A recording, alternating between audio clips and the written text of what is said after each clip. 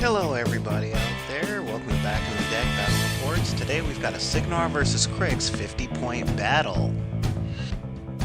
On the Cygnar side, we've got Marcus Siege Brisbane with a Triumph, a Lancer, a unit of Tempest Blazers, a Squire, a unit of Mechanics, and the Black 13th, along with 3 Journeyman Warcaster battle groups. Now this is a tier army, so an additional Journeyman Warcaster is actually part of the tier benefit.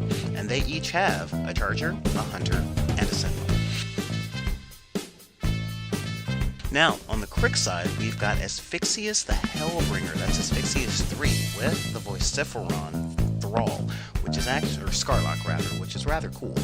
Now, his team is the Kraken, the Cankerworm, a unit of Styx's Raiders with the unit attachment, a unit of Styx's Blood Witches with their unit attachment, a full unit of Bane Thralls with their unit attachment, a Necrotech and a Scrap Thrall, and Saxon Auric. So let's get to Cryx turn 1. He starts the turn out by allocating 1 focus to the Kraken, and then he'll activate the Warcaster. Now, Asphyxious first casts Mobility on himself and his control area, giving all of his battle group +2 to their movement and Pathfinder for 1 turn. He then casts Ashen Veil on the Styx's Raiders, giving living enemy models a -2 to their attack rating when they're attacking them. So that's pretty big because Styx's are already hard to hit. The next thing he's going to do is use Scything Touch, and he's going to use Vociferon. Now, although he's a Scarlock, he doesn't have the Spell Slave trait. This one he's an Arc Node, so he's going to cast Scything Touch on the Cankerworm through Vociferon.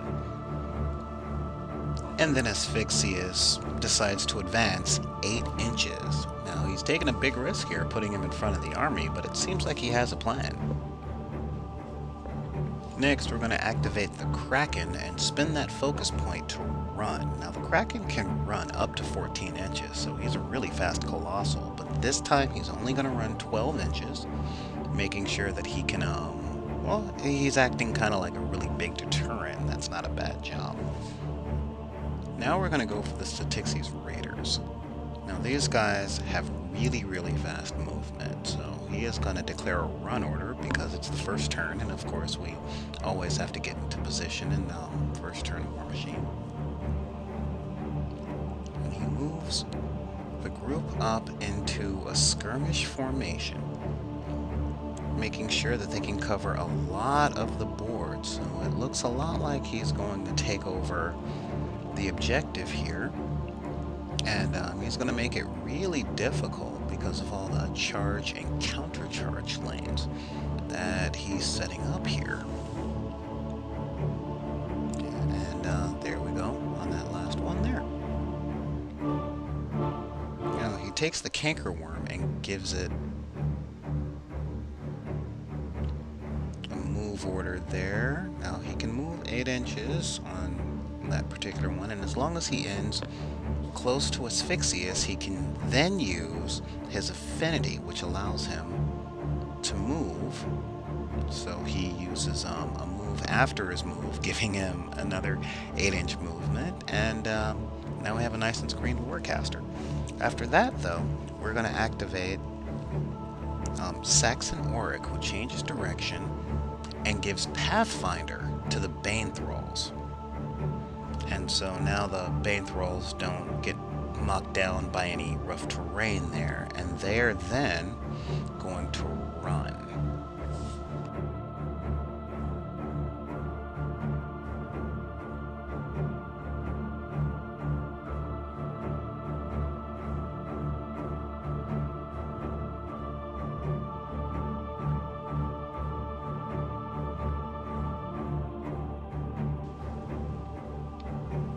Next, we're going to activate the Scrap Thrall, who runs to catch up, and then the Necrotech, who runs to make sure that he's really close to the Leviathan.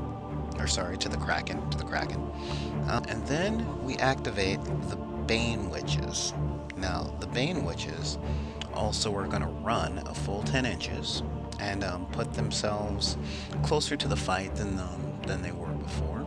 And again, the first turn is always set up. So yeah, and that's the end of turn 1 for Cryx. Cygnar, turn 1. Now, because of the tier list that Siege has, each of the jacks in the entire army get 1 free focus on the first turn, and he can drop trench templates. Now, if something is completely within a trench, they get a +4 to their defense, and they're immune from blast damage. The Hunter gets advanced deployment, so that's why that's ahead of the game right there. And now Siege is going to allocate 1 focus to the Triumph.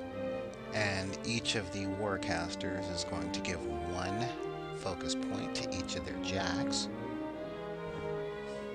There we go. So each of the jacks there have 2 focus points each. We now activate Arlen's Strange Ways, who then advances to make sure that he's in the proper area for the Hunter. And he uses Evasive on the Hunter, allowing him to move the Hunter 2 inches before activation. With Evasive, the Hunter advances 6 inches and decides to take a hit to the Kraken. And there he's well in range. Makes a roll, and it's a hit.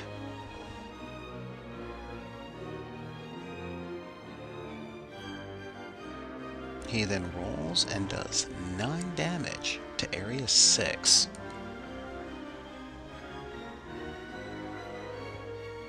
We then activate the Lancer, who then runs into the trench there, again giving him +4 defense, and making him immune to any blast damage, just in case. And then the Squire advances to stay in the proper position. He then moves the Charger into the trench with a run. And now he's going to activate Journeyman Warcaster to advance, and he casts Arcane Shield on Siege, giving Siege a +3 armor. We've got the next Journeyman Warcaster. First, he casts Arcane Shield on the Black 13th unit of Gun Mages, and then he's going to advance to make sure that he is within control area of the Hunter.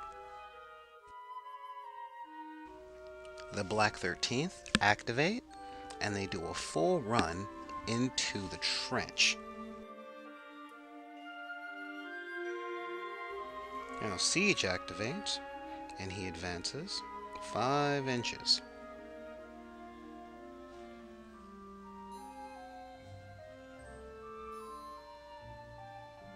Making sure that he's close enough to the Squire to get its benefits, which is an extension of his control area by 2 inches, making it 14.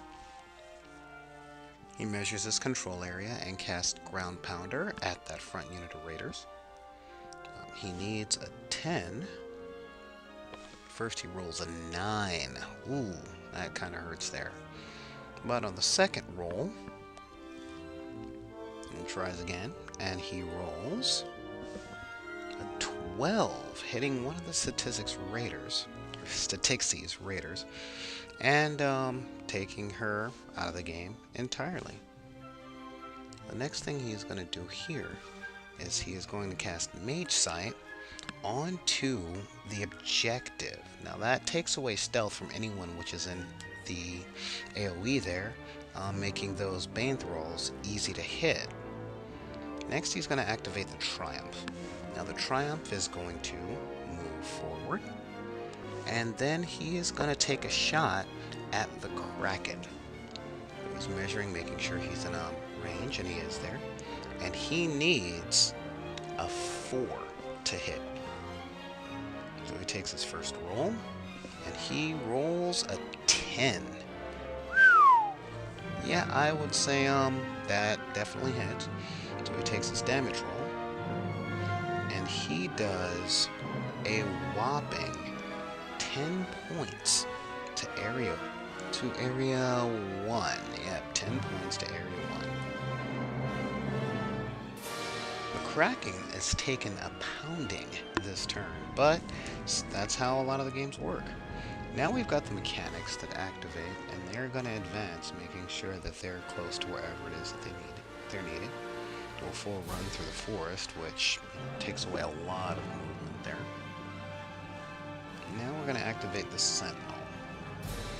The Sentinel is going to advance into the forest, and he is going to use his strafe ability to shoot at the Styx's raiders. The first hit, he rolls a 10 and he needed a 12. But the second attack, he rolls a 14.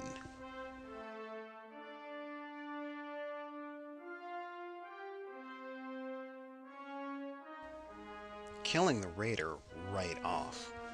So he activates the next Journeyman Warcaster. There are a lot of these things on this team. And that guy casts Arcane Shield onto the Tempest Blazers. Now the Blazers activate, and they're going to advance 9 inches, because these things are super fast, being on horses. Going into the trench there. Just making sure that he can move them all. The tree is in the way, but you know, we do what we can to take care of that. And yeah, there we go. Yeah, moving those trees. And then they take aim at the Styx's raiders that are around the objective. Now they need 11s to hit. So I mean, these guys are going to be hitting hard, but well, if they manage to hit, because the Styx's are so hard to hit.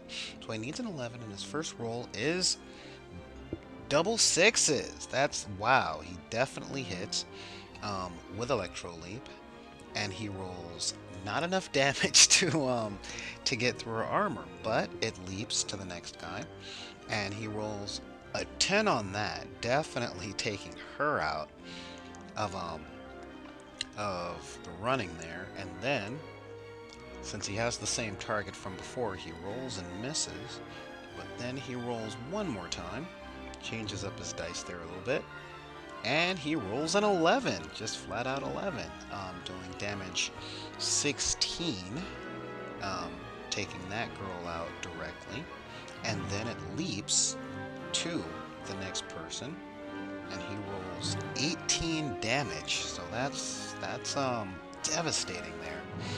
This is seriously a rough turn.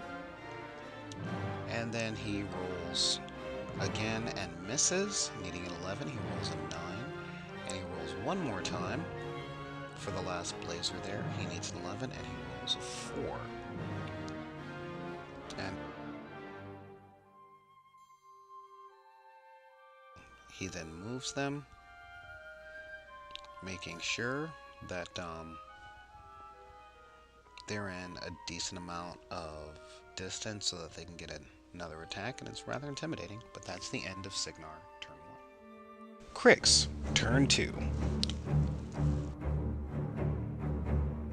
Well, the first objective point vanishes from the game, and Asphyxious upkeeps all spells, but then allocates 2 focus to the Kraken. So it looks like he's going to be doing some attacking this turn. And he keeps 3 for himself. First off, the Cankerworm advances 4 inches. And since it stops in the control area of Asphyxious, it can now move an additional 4 inches. And it makes itself base to base with one of the remaining objectives, trying to score a point. Next, he's going to activate the Styx's Blood Witches, and they're going to go for a full run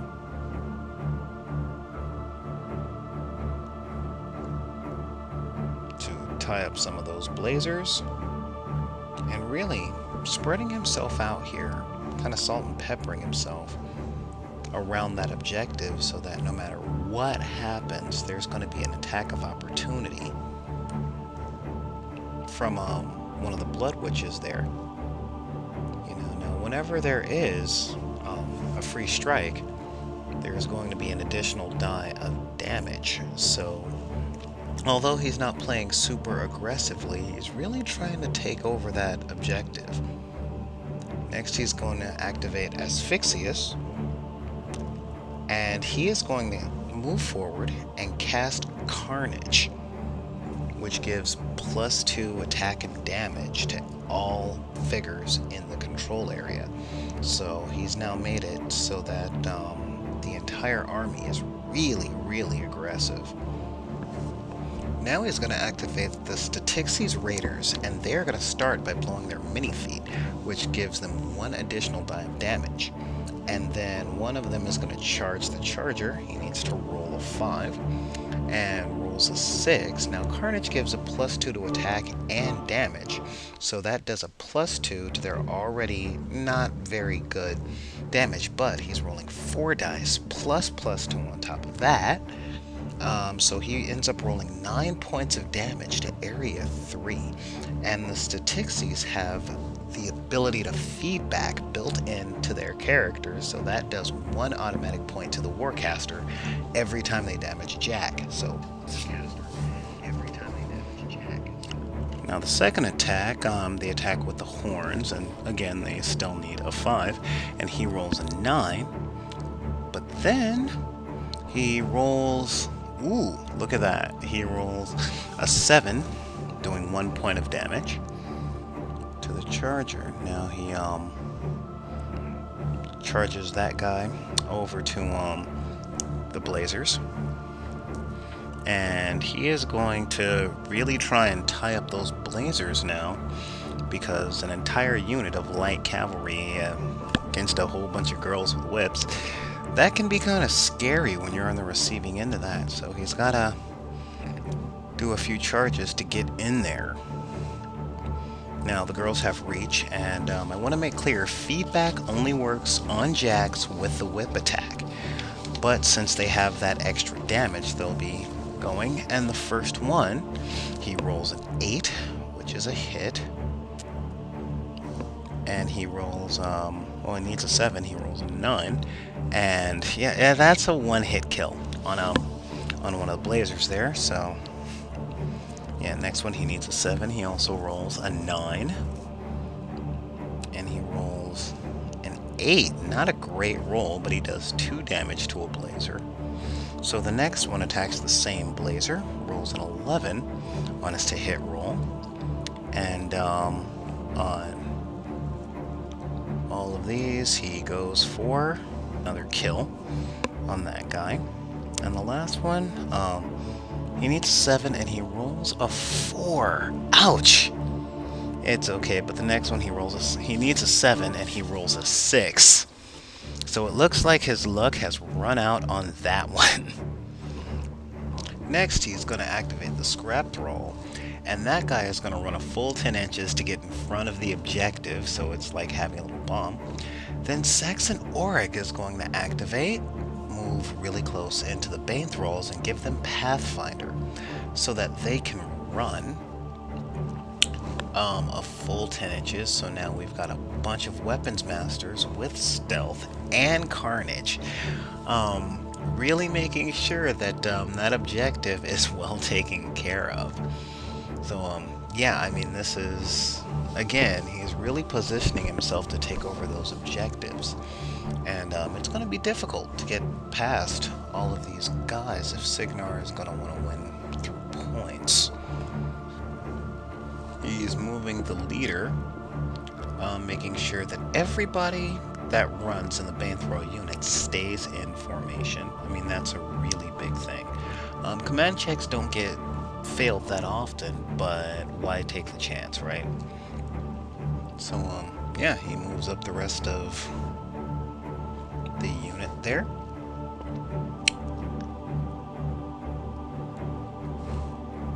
And now he's going to activate the Necrotech to go and fix the Kraken. He has to make a skill check. Now the skill checks you have to roll under, so that's big. Sadly, he rolls a 9, and the Necrotech skill is a 7 or 8, so he fails that one. He moves Vociferon at a full run to keep him close to the Warcaster. And now the Kraken is going to activate, and he is going to use his really big gun against the Triumph. Now he needs a 5, and he rolls an 11. A hit, a comparable hit. And it's an AoE 4, which is kind of hard. 2 points of damage to Area 5 on the Triumph. So a little bit of hit. Now Cryx doesn't hit that hard, but they have other tricks up their sleeves. And he is going to boost the damage there, and he is going to kill the mechanic leader. And right now he's going to roll for damage on all the gobbers because, you know, they're mechanics. And there you go. And he manages to kill all 3. Next he's going to use his other gun, which gives him 1d3 plus 1 attacks. So he gets 3 attacks that turn. He takes a shot or declares an attack against the hunter, but he falls short because that gun doesn't have the same range as the other gun. So he decides to end his turn and see if he can get some points racked up. Cygnar, turn 2. Now, the first thing that happens here is that he lets Maid Sight leave because there's nobody that's around the objective there.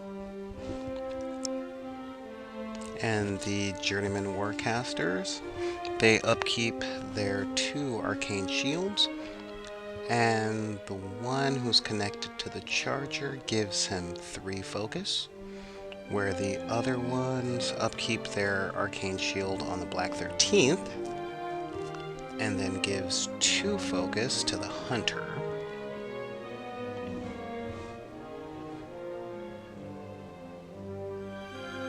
And now the Lancer activates. He moves closer and takes a hit at the Styx's Raiders. He boosts to hit. He needs an 8 and he rolls a 7. So he takes a second attack. He needs an 8 there. And he rolls a 9. Good for him. Boosts the last point of damage there. Now he rolls and it's dice minus 3 and he rolls to kill. So there we go on that. And the charger activates and advances, and now he's going to declare an attack on Asphyxious. He's checking to see his range. He spends a focus for Powerful Shot, which boosts attack and damage for that turn for 1 focus, which is pretty cool. He needs an 11, and he rolls an 11 exactly. So with a boosted shot, it's dice minus 5, and he rolls and does 3 points of damage onto Asphyxious. He takes his second shot and boosts it also with Powerful Shot. He needs an 11, and he rolls an 11. And damage is going to be dice minus 5, so he does, 8 points of damage to Asphyxious.